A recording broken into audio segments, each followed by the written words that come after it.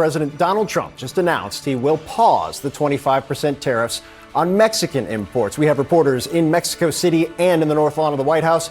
Let's go straight to CNN's Valeria Leon in Mexico City for the latest. Valeria, midnight was the deadline here where tariffs were supposed to be implemented. They're not now. Why? Over the weekend, Donald Trump triggered an unnecessary trade war with our three biggest trading partners, Mexico, Canada, and China. As a consequence, this morning, the stock market opened in total freefall. But shortly thereafter, Trump announced that he was actually pausing his tariffs against Mexico in exchange for a deal that President Biden got from Mexico 4 years ago without a stock market crash or a trade war. But before we unpack all that, if you end up liking this video and you want to support the channel, please be sure to hit the like, subscribe, and alert bells before you go. All right, friends, we have several clips and several things to talk about here. MAGA is going to be working overtime to pitch this as a substantive win. Donald Trump flexing, showing how the art of the deal truly works. He's the master businessman, the master negotiator. It's all bullshit, and we're going to unpack it. But I just want to show you this morning, as a consequence of Donald Trump's trade war, which even conservative economists were warning was a dumb move that would hurt the American consumer, Republican or Democrat, and also hurt American markets. As a consequence of this, the stock market fell. And Donald Trump blinked, although he really wants you to believe otherwise. We're going to dig into some of the terms of this particular deal, and then we're going to talk about why it's basically what Biden got 4 years ago without any of the chaos. So in a surprising shift, tariffs on Mexican goods are now on pause after President Sheinbaum and President Trump reached an agreement. So rather than presenting today Mexico's response to the Trump administration tariffs, President Sheinbaum confirmed that she had a conversation with President Trump this morning, what she described as a long call of 45 minutes to talk about immigration issues and the interest that both countries have in reducing fentanyl consumption. Both governments reached an agreement to secure the border. Mexico has agreed on deploying National Guards to the Mexico-U.S. border, and the Mexican president said that she asked Trump to cancel tariffs on Mexican products, which Sheinbaum said that Trump agreed to. Mexico's economy minister, Marcelo Ebrard, will be in charge of this negotiation with U.S. government officials.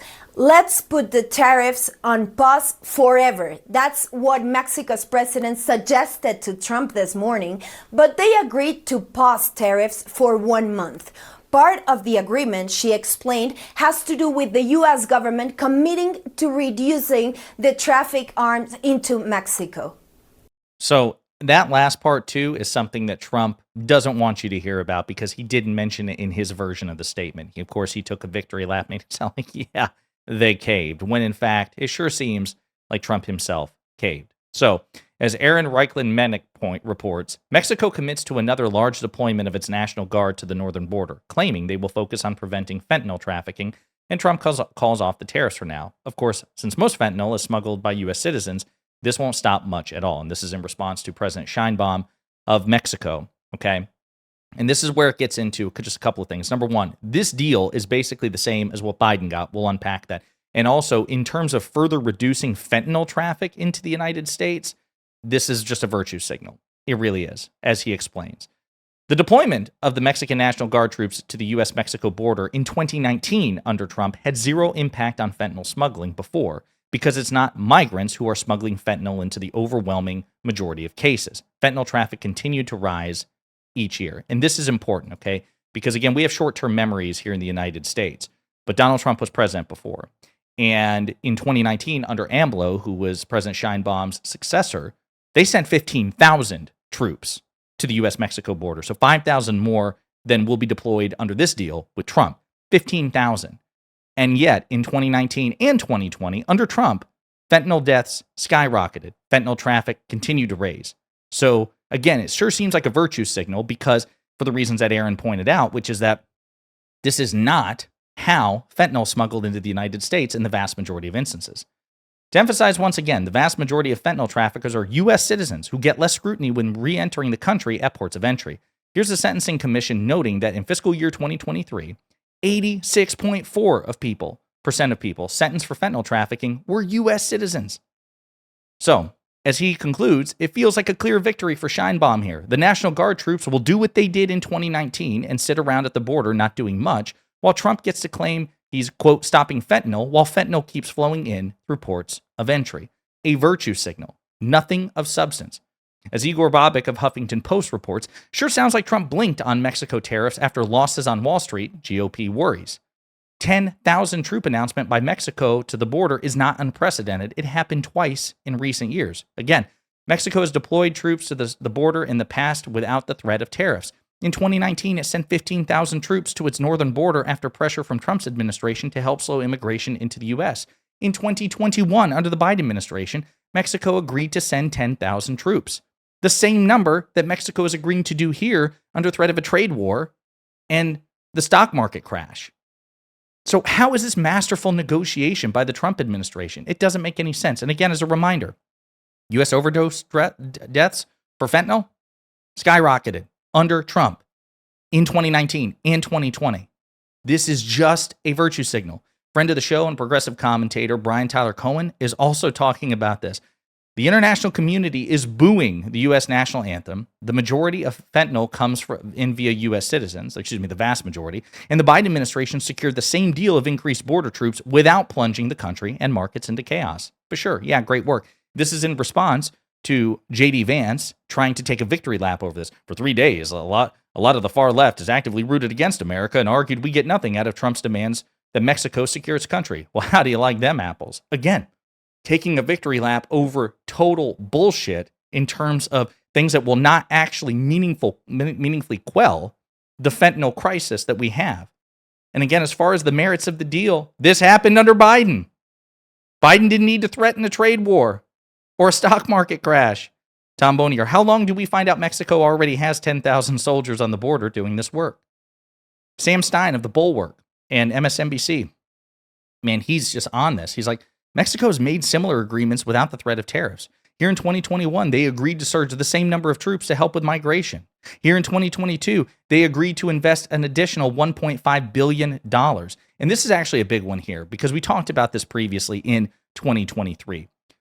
Do you remember when Donald Trump said in 2016 and 2020, I'm going to build a wall and Mexico's going to pay for it? And then the wall wasn't built and Mexico didn't pay for a single penny, a single cent?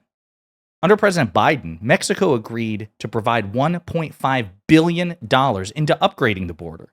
So under Biden, the Mexican government contributed about $1.5 billion more to border security than they ever did under the Trump administration, which was a big fat zero. And Biden did that without the threat of tariffs or a trade war. So think about it. Let's recap. Biden got the same troop commitment from Mexico and more money, because again, Mexico agreed to give $0 to border security under Trump, but they got $1.5 billion in commitment to border security and upgrading the border under Biden compared to Trump. How is this proof that Trump is some sort of master negotiator? It sure sounds like he's a doofus who doesn't know what the hell he's talking about. Democratic strategist Zach Padakis, again, pointing out President Biden got the same deal, 10,000 troops deployed to the border at the start of his term without tanking the market. And this one is probably my favorite because this is a conservative/libertarian analyst from the American Enterprise Institute, and I think the National Review Organization, the NRO, saying a purely symbolic and meaningless concession from Mexico, which will be hailed as a world historic statecraft by people who think everything Trump does is world historic statecraft. Because again, if you see Trump's message, he doesn't mention at all the concession that President Sheinbaum actually extracted from Trump, which is, hey, in exchange for this, you also need to be doing your part to prevent guns from leaving America and going to Mexico where it kills Mexicans. So as far as I'm concerned, based on the initial reporting, based on the substance of the deal, this is a clear victory for Sheinbaum. Now, I know she has to be careful, right? Given Trump's fragile ego, given his narcissism, she can't, go out and say, I got the better of him, this moron. I just gave him what I already gave Biden, and he gave me a concession that he never intended to give in the first place, which is cracking down on gun violence here in Mexico, given that the guns that are often involved in gun violence in Mexico come from the United States. So she can't pitch it that way. But if you examine the substance of the deal, 10,000 troops to secure the border against fentanyl, that was gotten under Biden. This was gotten under Biden. So I don't know how long this will last. Maybe 1 month will go into 2 months. Maybe it will be permanent. Maybe this is truly an end to the U.S.-Mexico trade war. Maybe that's what will happen. But the fact that it got to this point at all is proof that Donald Trump doesn't know what the hell he's doing. And it also proves the superior diplomacy of the Biden administration. But you know what? And this is really the part I really want to emphasize here at the end.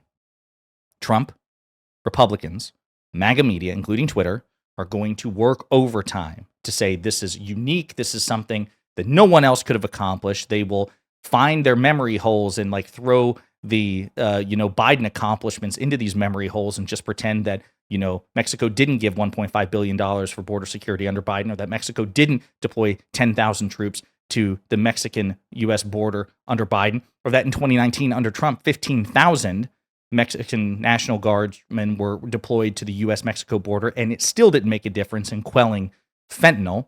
They're going to forget about all these things, and they're going to try to pitch this as a Trump win, and they are going to use their awesome powers of the institution and media to propel it. And remember, facts don't speak for themselves.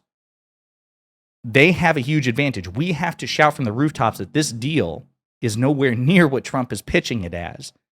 Because if we just assume facts speak for themselves, this will reshape polling, and this will put the Republicans in a better political advantage, even though the substance is bullshit. Facts don't speak for themselves. Make sure that we are persuasively communicating this to the American people to the best of our ability. Because again, this is classic Trump. Artificial crisis, resolve the artificial crisis, declare that it's, game-changing, historic achievement. And he's got a lot of power to persuade the American people that this is the case. So the substance is on our side, but the spectacle is where Trump has the advantage, and we have to work overtime to stop it. In the meantime, let me know what you think in the comments.